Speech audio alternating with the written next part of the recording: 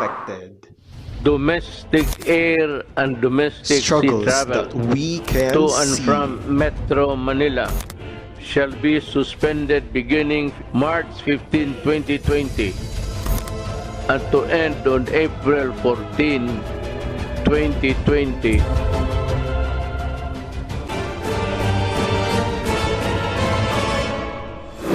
Struggles that we cannot see. I can't breathe. I have migraines, numbness, weight loss. I live with it every day. Migraines, loss.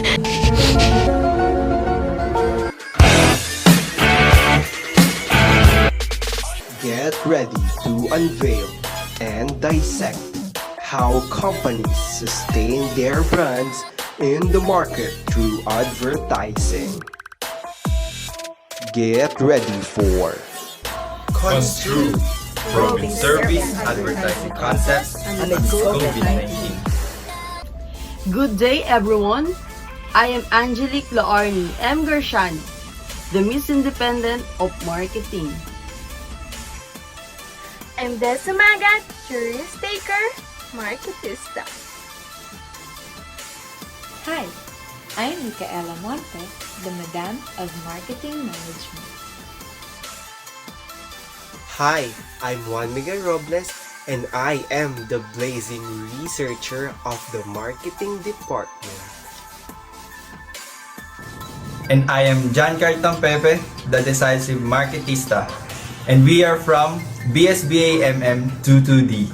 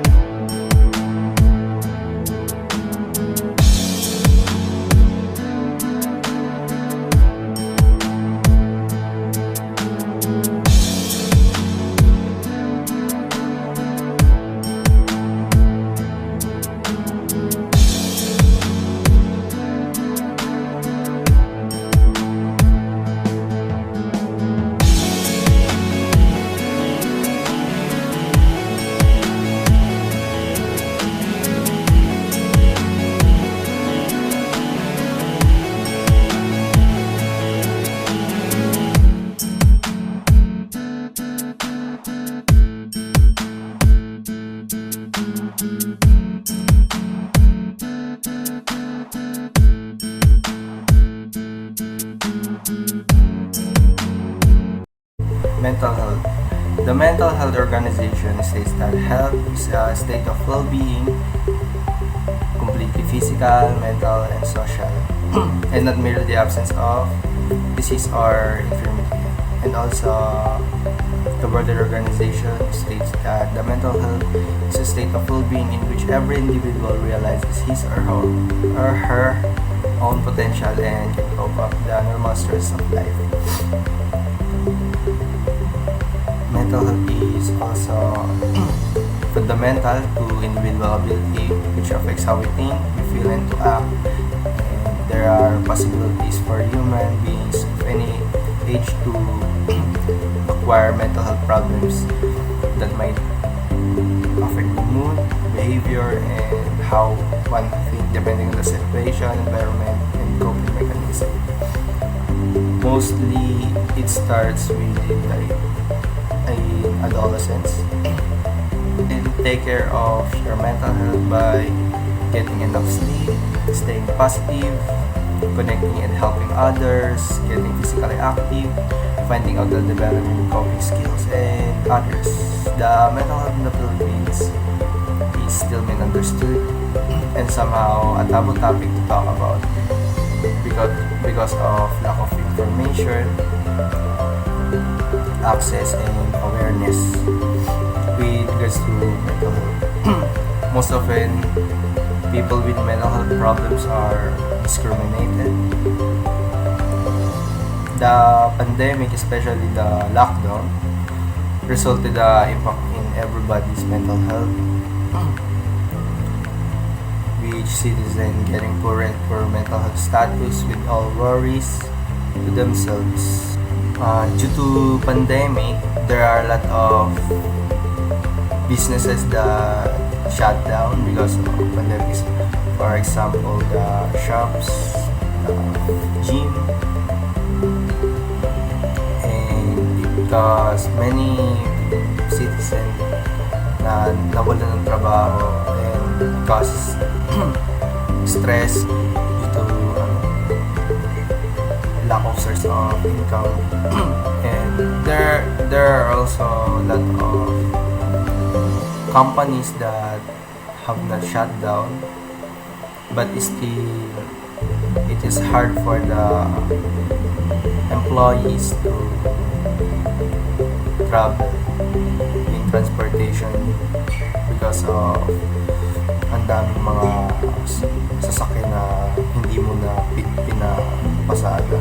They have worries about their family members that go to their work. Why do we choose mental health? Mental health is essential for our health, of course. With good mental health, it can make oneself to work productively and cover the normal source of life. Siyempre, if you are in bad mood, for example, in transportation before going to work, minsan may mga kaalitan ka na mga driver. May kita naman natin yan sa mga balita pa lang. And bago ka pa lang makapunta sa work mo, nasira na buong araw mo and it affect how you work. And which is mental health, because mental health is neglected and not noticeable topic before. But during the pandemic, with issues over and issues rushing to the news, as you can see, may mga tao na babalisa at alalang-alala sa mga their loved ones from other places. We choose NCMH, the National Center for Mental Health, of course. They are the ones that prioritize the mental health of the citizens of the Philippines.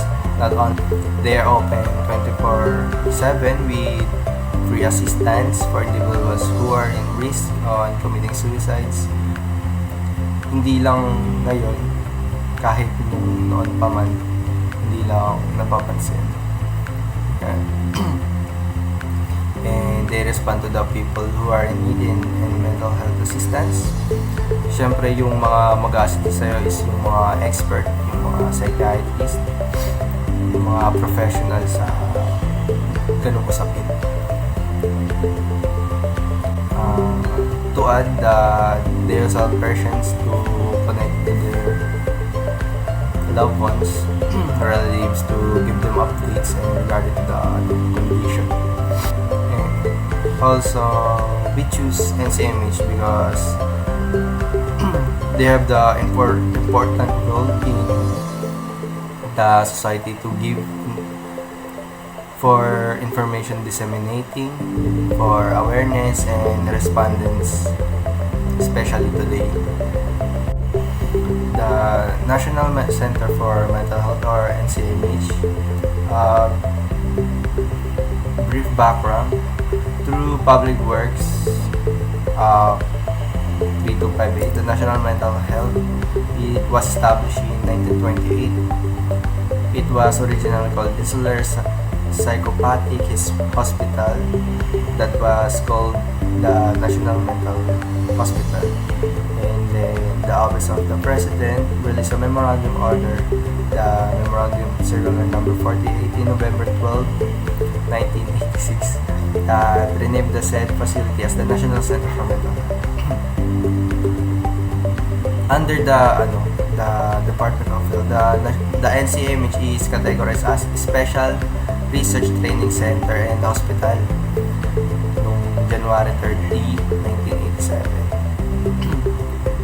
The center is a space mandated for delivering preventive, promotive, curative, and rehabilitative services nationwide. It catered an average of 56,000 outpatients per year with an authorized bed capacity of 4,200 inpatients. National Center for Mental Health Services, yung mga pinoprovide nila is psychiatric services, the medical ancillary services, medical surgical services, gynecology. To take over the screen, we have Angie Garciano. Thank you, JK.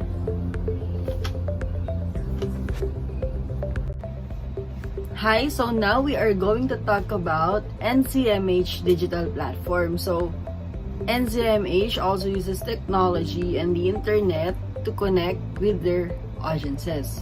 So, isa sa mga digital platforms na ginagamit nila ay they have their official website. As you can see here, you can see their official website which you can visit at www.ncmh.gov.ph. In there, you can see everything about NCMH. Makikita niyo doon yung mga services and facilities na ino-offer nila, their hospital rates, and other news and events na related sa kanila. Okay, in the next slide, you can see that NCMH also have their social media accounts. Meron silang Facebook. As we all know, Facebook is the largest and most used social media app in the world. So, meron silang iba't ibang Facebook pages. Some of it are National Center for Mental Health, their official Facebook page. They also have NCMH Outpatient section, and they also have NCMH Crisis Hotline. So, sa Twitter naman, meron silang isang account. You can follow them at NCMH Crisis Hotline. So, sa mga social media nila, dito sila nagpo-post sila ng mga updates regarding sa mga services nila and contact information. So, during this pandemic, NCMH also made programs for their patients. So, one of it is their NCMH Crisis Hotline. So, in here, this aims to address the mental health needs of Filipinos by providing 24/7 free assistance to individuals who are in crisis and at risk of suicide. So dito, meron silang pinapakalat na contact information para if someone needs someone to talk to, you can contact them. And the next one is their NCMH e-consultation. So later, mas may explain natin to, but this is for their outpatient section. So in here, you can have a free online consultation sa isang specialist or psychiatrist regarding your mental health problems. And another one is their NCMH e-kamustahan. So, ito namang e-kamustahan na to ay for the relatives of their patients na naka-confine sa NCMH. So, dahil nga pandemic, bawal pa yung mga personal visits, they made this program para if you want to reconnect with your loved ones, you can talk to them via video call. Okay, so moving forward, we will discuss one of the advertisement of NCMH during this pandemic. At the top, you can see one of their posts about their service e-consultation. So dito, we can notice that they use a photo of a psychiatrist or specialist having an online discussion with a patient. So dito pa lang makikita na natin what their program is all about. At the bottom part naman, they inserted the link of the Google form that needs to be filled up kung sino man yung interested sa service nila. So they also inserted the schedule for their e-consultation service. So yung post, very simple lang, but pag nakita mo to, you can easily distinguish what the service is. So moving forward, sa Medium naman, they use Facebook. So, Facebook siguro, they posted this sa official page nila, which is the National Center for Mental Health. Maybe because Facebook, mas marami yung audience na marireach nila and makakakita nito. Okay, next, let's analyze. So, NCMH is the leading mental health facility in the Philippines. So, as we can see sa mga social media accounts nila, hindi naman sila ganun ka-active. Maybe because they do not need much advertisement kasi nga they are already well known and recognized by the public. When you visit their social media accounts, makikita mo na onti lang yung mga posts nila and most of it are shared posts from their private support groups. But this pandemic, their Facebook page became a bit active. Baka dahil nga sa current situation, it will be hard and not advisable for those people to visit hospital. So, their pages became more active, lalo na sa pagpapromote ng mga services nila for the Filipinos. Okay, so the big idea of this post is simply to give information about the procedure and other necessary details on how to avail their service e-consultation. During this pandemic, many Filipinos are struggling about their mental health problems. Maraming nawalan ng trabaho, maraming anxious about their health and sa virus na kumakalat. And NCMH implemented projects that will be very useful and relevant to their patients and people who need their service at this time. Thank you. To take over the screen, we have Nika Monte.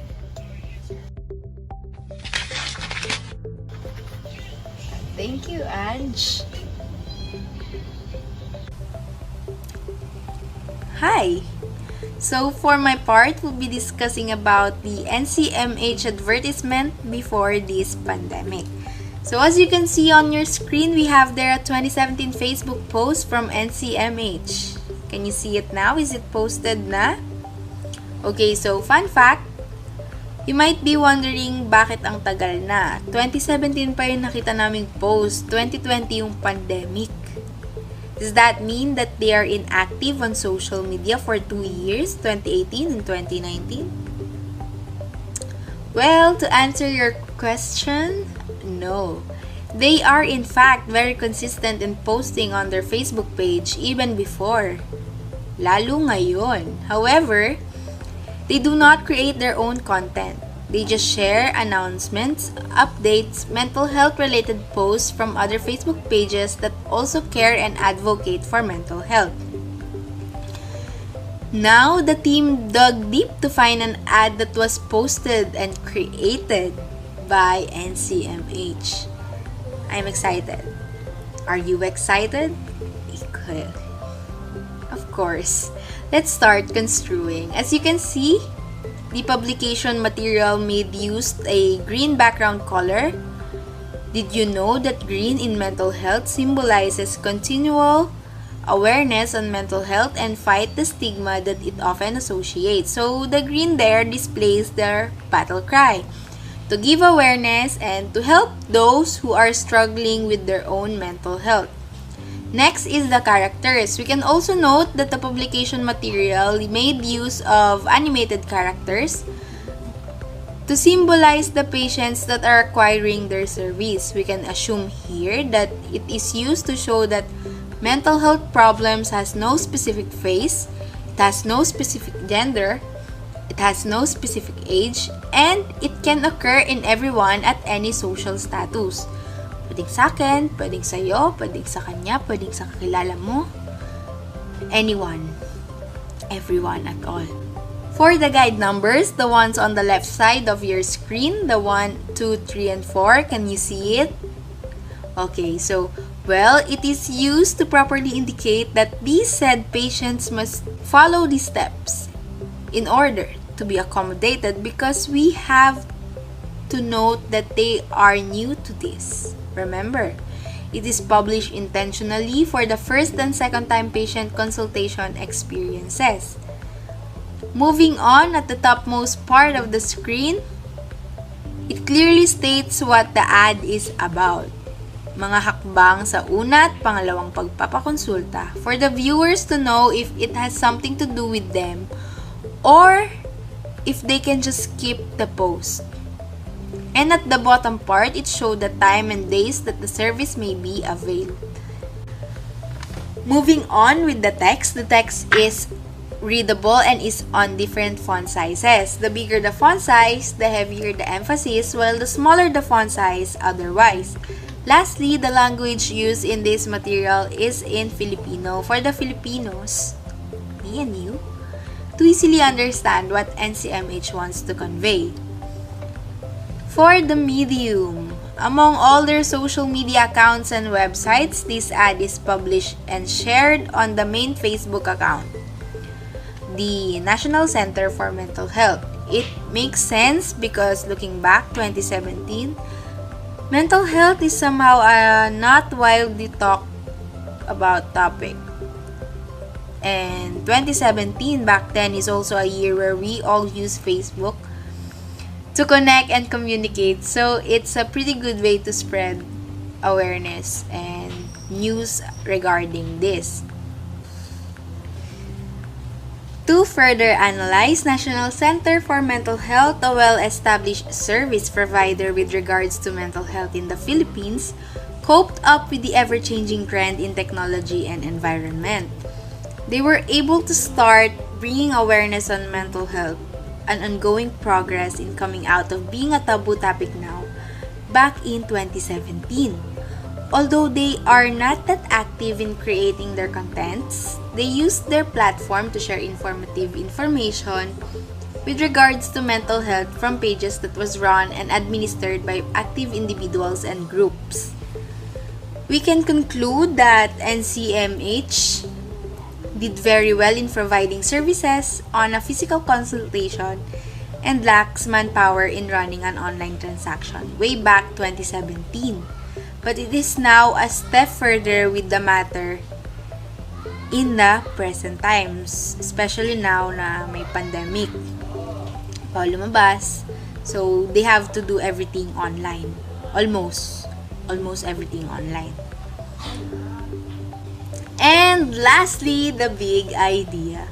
The big idea that NCMH posted on their Facebook page last 2017 is to inform the masses about the steps that they have to take when going to NCMH for their first and second consultation experiences.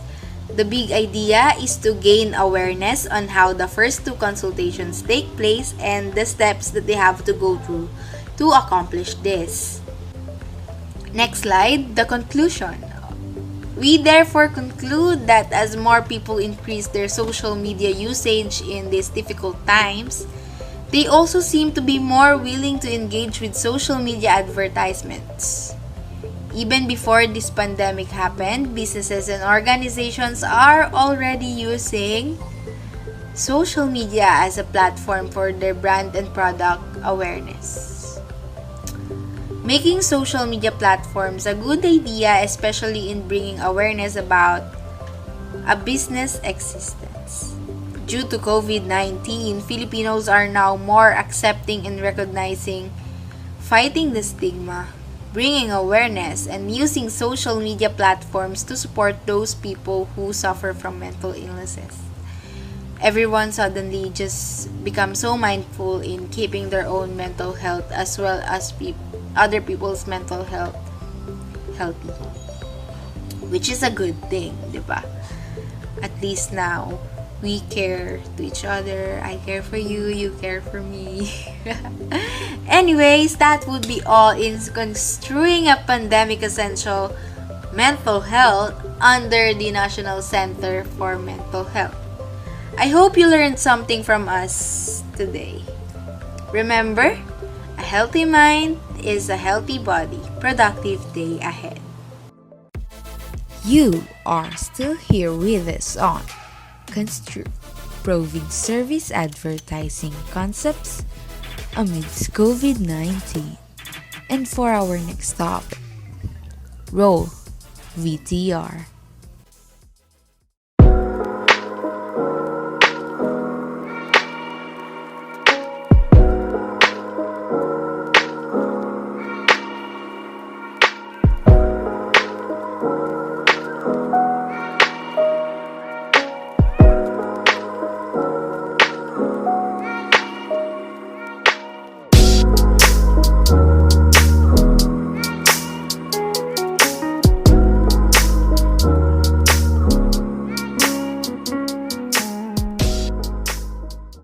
Travel and tours.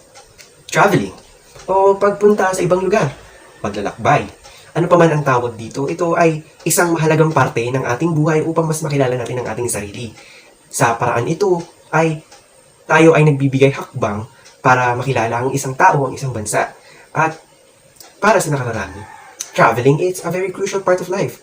Whereas to some, traveling is the best way to escape reality, to unwind, or to simply get out of a busy schedule. Traveling and touring is also a way for us to experience life in a different way and perspective. Furthermore, ano ba ang dahilan kung bakit nagtatravel ang mga tao? Una, dahil gusto nilang sumaya. Pangalawa, gusto nilang bumisita sa pamilya nila, relatives abroad, or their relatives who are living just outside the metro. Next is to discover new cultures and meet new people. To some naman is to find themselves. And also, to find love. So, these are some of the reasons why we travel can do to us. It is both beneficial and therapeutical for us because it helps us heal internally, externally, mentally, behaviorally, and also physically. Parang it's a restart button for us. With that being said, traveling for leisure is still considered not essential. Why do I say so? Let's look in the lens of the Philippines. Filipino perspective. Okay? Simple as this. Mas focus tayo sa today kaysa sa tomorrow. To be more specific, Filipinos are more like, anong kakainin natin mamayang gabi? Mas ayun yung pinag-uusapan natin kaysa saan tayo pupunta? Saan maganda mag-unwind? Why do I say so? Why do I give that example? Simply because looking at the economic status of the Philippines, especially in the socio-economic classing of the people here in the Philippines, there are so many class C, D, and E, or what we call the middle and low economic class people. These people that we call are more focused on how they are going to live today rather than what the class A and B are doing, diba? So that's what make traveling tours here in the Philippines are not essential. So next slide, please. Okay, as you can see there, travel and tours is one of the economy contributors here in the Philippines. Starting from 2018, the contribution of the tourism industry is started at 12.2. Then, as it goes on, it goes higher and higher. And as you can see in 2020, as of June 22 only, 2020, it raises up to 13%. Take note, June 22, 2020. Why am I pointing out that date so much? Because that is the start of pandemic, whereas tourism industry is greatly hit and affected by the pandemic that had happened worldwide. Any tourist attractions, tourist site, many countries have established strict health protocols na nag-lessen, hindi lang nag-lessen, nag-stop talaga sa pagpapapasok ng tourism dahil sa threat ng global pandemic. And with that being said, many businesses are closed. Many businesses are put blindly on hold. Sobrang wala. Tenga. Stop. Ganun yung nangyari sa tourism industry. Not only tourism industry, but in the whole business for almost 1 or 2 months. But here in the Philippines, tumagal dito ng lagpas 1 buwan. Lalo dito sa tourism industry natin. Kaya many workers, many businesses yung naghirap talaga. And some of them nag-shutdown na. Kaya with that being said, that pushes us, the researcher, to have a study with regards to the tourism industry and how they are bouncing back. Especially that, paunti-unti, lumuluwag na yung mga health protocols na to and doon pumapasok na ulit yung profit na para sa tourism industry. And with that being said, nakakatuwa kasi may mga tao na napunta and the cycle of the economy is umiikot na ulit. Nakakatulong na ulit ang tourism industry para makabangon ang Philippines sa sobrang pagkalugmok dito sa 6 months lockdown na nangyari. And up until now, we are still recovering. And as you can see in the chart, pataas ang pataas contribution ng tourism industry sa GDP ng Pilipinas, which means that we are recovering and tourism industry is helping the Philippines and the Filipino people. Next slide, please. So the travel and tours in the Philippines in times of pandemic. So okay, let's focus on before pandemic. Before pandemic, everything seems to be normal. Philippines is, naaabot nila yung quota, siniset ng DOT. Tumataas nga as what I've shown you guys earlier from last slide. pag tumataas yung kahit maliit lang na porsyento, tumataas, nakakatulong siya sa economy ng Philippines. Pero during the COVID nga, yung service, yung operation niya, nag-stop. Kaya wala talagang nangyari. Pero slowly bouncing back, pero nagkaroon tayo ng effect. Like, yung mga tourist is kaunti na lang. Minimal amount of tourists ang nangyari. And coordinated na number 1 na to, minimal amount of tourists, less profit that can be earned. And with that being said, nahihirapan ngayon ang mga travel and tourist agencies, like nag-invest sila sa health supplies as what the government mandated na health is the utmost priority. Okay? Magbubukas ang mga tourist spots, but health is the number 1 priority. Travel and tourist company and agency are focused on the health of their clients na. Kaya mas nahihirapan ang mga business ngayon na ang taong bumibisita, tapos less profit that can be earned pa. And increase in working capital or operation, which lalong nagpapahirap sa mga businesses under tourism industry na makabounce back. Pero with that being said, many travel agencies are nagpapakulo sila, nagpo-post sila ng kung ano-anong promotion. And I'm going to talk about is, next slide please, Access Travel. Access the world, access destination. Access Travel, it is most known for being a celebrity travel agency, and their clients are mostly Filipino celebrities such as Catherine Bernardo and Daniel Padilla. And it is most known because of the people behind it, or the person rather. And that person is, next slide please, Angelina, none other than the inspirational, motivational, alpha female CEO of Access Travel. She is known for being the contestant in Bawal Judgmental at Itbulaga, whereas she bannered that she had already traveled in more than 100 of countries worldwide, and she already visited the 7 continents of the world because of her work. And her work is to take photos of different countries, continents, perspectives of a country, and also to negotiate with the locals. What I mean by negotiate is talking to them face to face, talking about their culture, knowledge, and everything in totality about a city or a country. Why is she doing that? That is because she is first knowing, absorbing everything about a country before ipabook niya ito sa mga clients niya. Because she believed that how can you sell, how can you start a business if you simply don't know your product or service? So that is her principle. She knows the country by heart, and she is very culturally aware to the country that makes the Access Travel stand above the rest. That being said, doon nakilala yung Access Travel, doon sa service na binibigay nila, doon sa promotion nila, which is going to be discussed after me, and because of their brilliant mind CEO, Miss Angelina. One is because dun sa service nila na naging passion nila as a business, it becomes their core. Next is sa mga promotions nila na ginagawa nila, which is going to be discussed later. And also, dahil sa alpha female CEO, inspirational, motivational owner CEO na si Angelina, sa kanyang pagiging brilliant mind, pagiging hands-on, and sa kanyang pag-travel, is naging passion niya ito.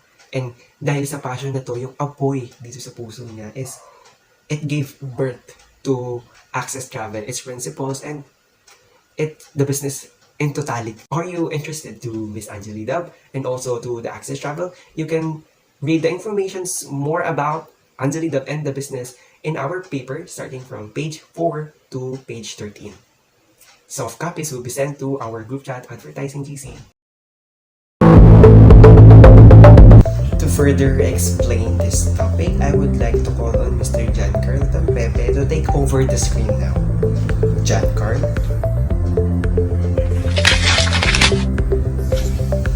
Thank you. Access Travel Digital and Online Advertising. Access Travel uses social media platforms and maximizes its usage even before the pandemic. This travel agency is known for its promotion in Instagram and Facebook. With that being said, Philippine celebrities taps her service because of travel access. Access Travel being hands-on and recommended by most of influencers. As you can see in the PowerPoint, Instagram has the most views, which has 50%. Next is the YouTube, which has 30%, and then Facebook 20%. Instagram has 50% because Instagram is one of the best and famous social media picture sharing social media websites. This website is very important because travel agencies are photogenic, and this platform is one of the best social media platforms for travel agencies because there's a connection between the travelers and these websites. For example, di ba, pag may isang tao na pupunta sa ibang lugar na maganda, syempre, minsan, pipicture tayo na kasama tayo or yung mismong location lang talaga. Sobrang ganda. You will find a great angle of the camera to have to see the beautiful scenery that you will see and share it to the people. Next is the YouTube YouTube page, Angel Dub. Access Travel uses social media platforms like said Instagram, Facebook, Twitter, and YouTube as their main vehicle. And next is the YouTube page, Angela Dub.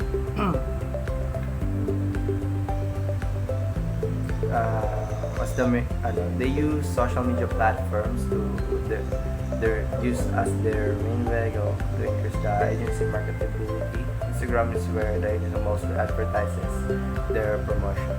And in YouTube, you can see the videos of the sceneries, the location, and some small information to know about the place. May kita natin din yung mga montage, kumbaga, di ba? Mga astig. This platform is used to show a teaser about the itineraries and what to expect to the destination. And next is the Facebook, who have a lot of people use that social media. Facebook is type of social media marketing platform where you can share and advertise different types of data like photos, text, links, and videos to engage and reach the potential audience. Plus, you can also create different offers, including the events. And may kita natin yung sa mga paid advertisements, yung mga details talaga. Or even yung, for example, posting the images,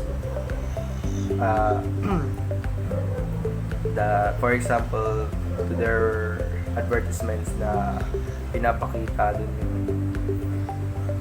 na nag-accept na sila ng mga tourists in that certain place.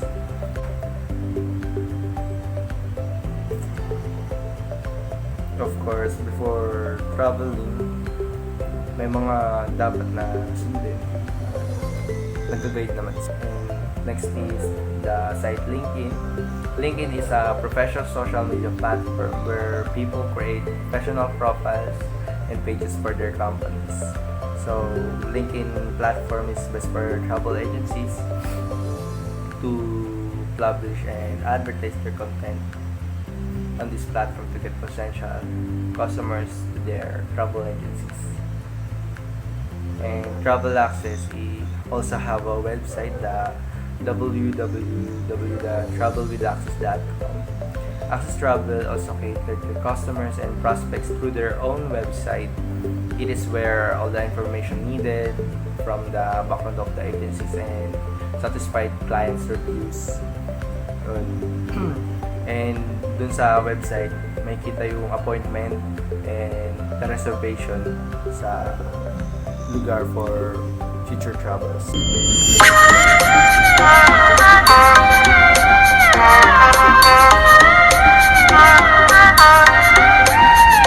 We're starting our Access Travel journey again after, well, not after the pandemic, it's still the pandemic, with our very own Philippines. So our first expedition is El Nido.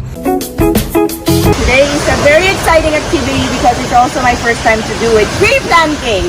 And the most interesting part is we are going to write letters to Mother Earth because that's what we that's what we need right now to heal the world and get inspiration from it. What I always talk about during our access expeditions, the first priority of my team is your safety. We need to look after you. We need to make sure that all the things we are going to do are safe. So I'm the one who takes care of that, the permits, taking care of all the things that you can think of during the tours. So how do you feel about this trip? It's sad because it's ending now. So thank you nga pala to Access Travel for helping us with this trip and sobrang saya. Thank you very much and I hope to see you around.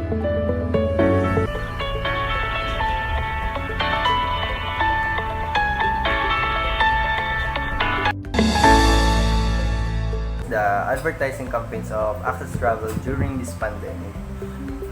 So Angela Dub, the owner, uploads the Meet the Countries, a series of videos about the country offered by the agency. In this way, the prospect travelers can have a background and legal information in what to expect in their travels. Kahit na gamit mo lang yung smartphone mo, you can have the details, even small one. Advertising the message and execution of the big idea. The 2019 coronavirus pandemic affected the tourism industry heavily with travel restrictions set in place to handle further transmission of the epidemic. Leisure tourism not only for the local visitor of the Philippines but for the foreign tourists wishing to visit the top tourist attraction of the region. After 7 months, Access Travel finally launched their travel vlog featuring New Normal Travel with Access only in El Nido, Palawan, as they gradually return to their running trips and the safety and well-being of their travelers, leaders, crew, and staff remain as their top priorities. As you can see, pinapakita dun yung mga pinagdaanan talaga nila bago makapag-travel. And the big idea or advertising message of the Access Travel Promotion Club really are to show the market on how proactive and how they can take care of their clients. To show what they are suggested, so prospects knows what to expect their future trips with the travel access, to display the new normal of traveling, yun nga yung pagpapaswab test, where clients enjoy the trips while not risking their life through the application of the strict health protocols and guidelines. And the medium or the media used is YouTube. YouTube is used by the Access Travel Agency as one of their medium to transmit their message to the market according to the credible site, the Technology Inquirer, sub-branch, or one of leading news content creator in the Philippines. Last year, 2020, according to the research, YouTube is the fastest growing market. A lot of Filipinos watch in YouTube. With that being stated, Access Travel is using a great medium to communicate with the people.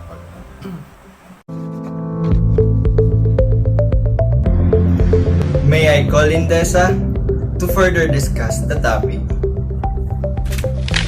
Thank you, JK.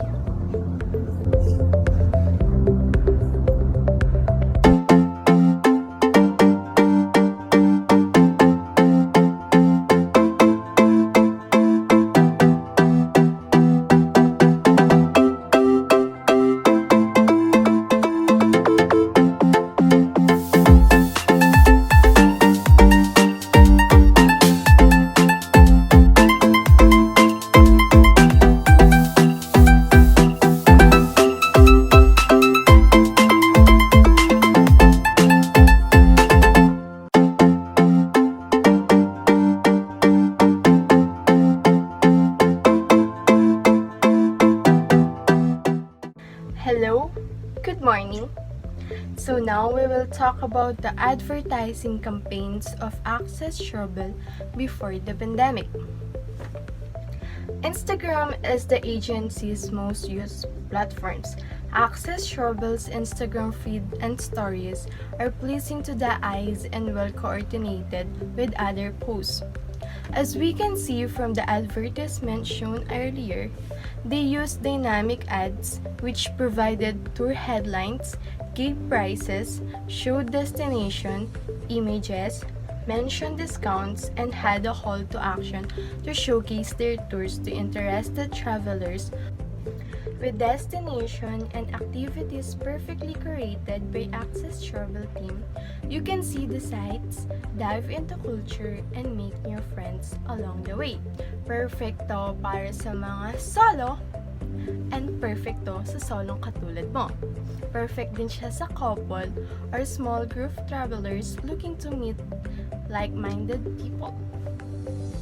To kick off the campaign and grab travelers' attention, Access Travel used short eye-catching videos which encapsulated the scenery of the destination.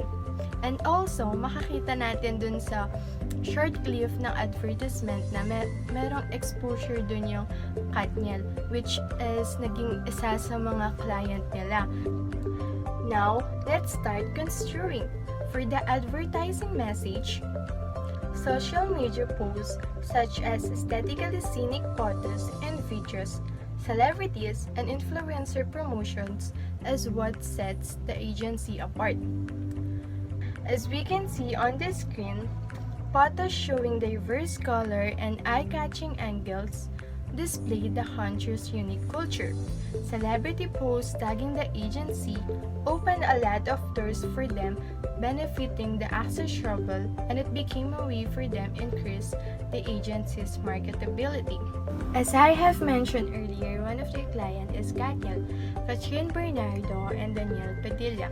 As I was scrolling on their social media platforms, nagulat ako kasi yung Iceland trip ng Katniel is minanage pala ng Access Travel.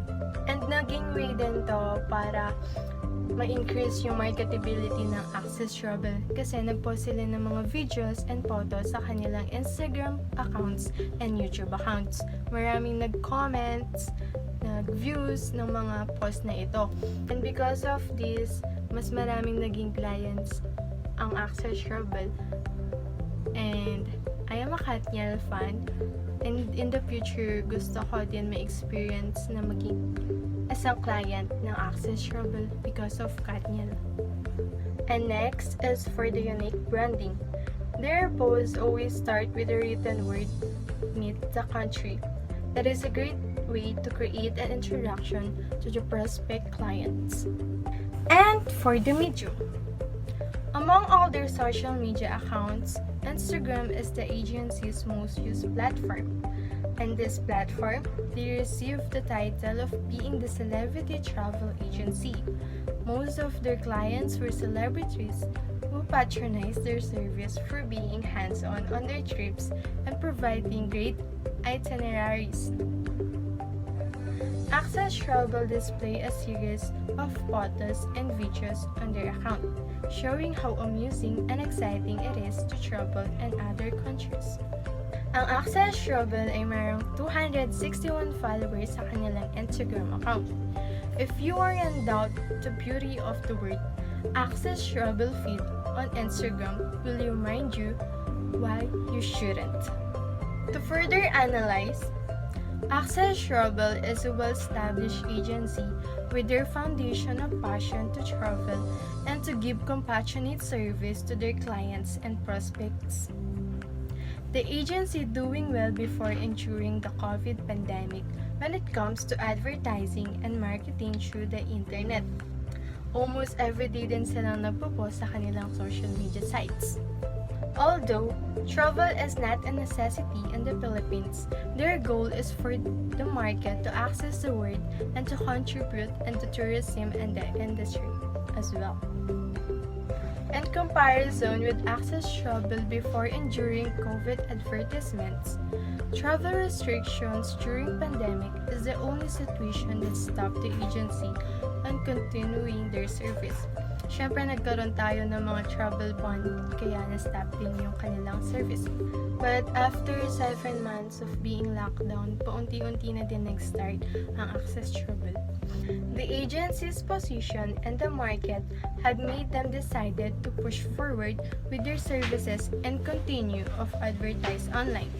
They made an impact with their powerful and influential CEO, aesthetically pleasing posts. The agency's compassion to their client and being knowledgeable about different countries. And lastly, the big idea. The idea was to create a way for people to have an access to the word, and they created that through posting in their different social media platforms, but most especially focusing on Instagram as their target market are people who are into aesthetically pleasing photo that look for adventure abroad so they can capture more how beautiful the world is. Of course, pag magta-travel tayo, talagang gusto natin yung mga Instagram-worthy picture, kaya ito talaga yung fina-focus ng access travel. With that being said, celebrities began topping them and the agency made it name as one of the most known travel agency. And for the conclusion, it is a devastating phenomenon for the service type of businesses during this pandemic. One of these businesses are the travel agencies who blindly put the business on hold, and some are limited with their action compared to usual service hour and performance before the pandemic. Siyempre, because of this pandemic, nagkaroon tayo ng travel ban na naging dahilan para mag-stop for the meantime yung mga travel agency. This situation is viewed with a silver lining perspective by the service businesses with the help of social media. Nag-stop man yung mga travel agency for the meantime, pero hindi sila nag-stop mag-post at mag-update sa kanilang social media. Philippine businesses are bouncing back from a 7-month lockdown through creativeness in social media. Businesses are more invested in their content and advertisement in the internet. Traveling is not a necessity, but some people are looking for an escape to the reality despite of all the precaution and health protocols that are needed to follow. One way or another, marketing online is not only essential to the economy, it is also promote the beauty and uniqueness of a certain country. If you're currently battling a serious situation of wanderlust, hindi ka nag-iisa. We are all dreaming of getting back out and exploring the world's many wonderful countries again. If you do travel, please remember to stay safe. Regardless of where you're traveling to, remember to keep yourself and others safe by wearing a face mask. Syempre, social distancing, and sanitize your hands whenever possible. Anyways, that will be all in Construing Pandemic Non-Essential Services. I hope you learned something from us today. Once again, we are the Enciphers of BSBA MM 22D, and we thank you for listening and attending to Construe, probing service advertising concepts amidst COVID-19.